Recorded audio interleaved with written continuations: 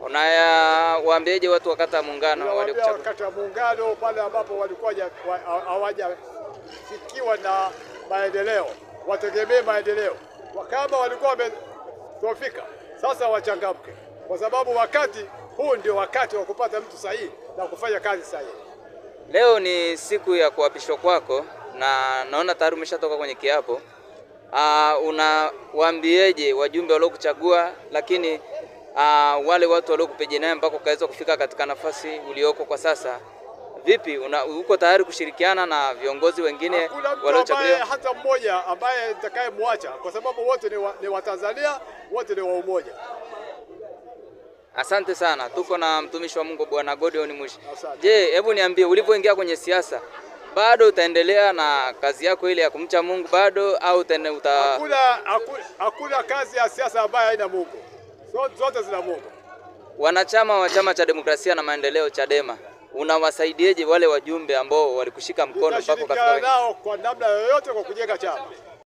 Bwana Godion Mushi, hebu tuambie mambo matatu utakaoyafanya katika kitongoji chako cha Umoja. Kwanza mimi naamini maendeleo ni kila kitu. Kama una pesa hutaweza kwenda kwenye maendeleo. Nitaweka fedha kwa ajili ya kutoa elimu mbalimbali ili watu wafanikiwe kwenye kazi zao za kila siku. Sawa. Ndio mambo yako matatu utakaoyafanya katika kitongoji cha Umoja? La pili, nitatoa elimu kwa vijana ili watoke kwenye bangi, kuvuta bangi, lakini vijana wafanye kazi. La tatu, kuangalia wazee namna za kukimu katika hali yoyote ambayo inatokea katika maisha yao. Ndio. Mengineyo ambayo ulionayo? Mengineyo, kuna swala la barabara, kuna swala la afya, kuna swala la elimu, kuna swala lingine la kufundishana jamii katika haki za kibinadamu.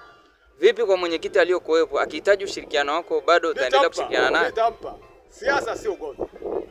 Na vipi kuhusu wenye vitu waliokuzunguka? Najua katika kitongoji chako wewe ndio mwenyekiti pekee wa Chama cha Demokrasia ambao umebahatika kuchaguliwa katika kitongoji cha Umoja. Nitashirikiana nao walipo uzoefu wao.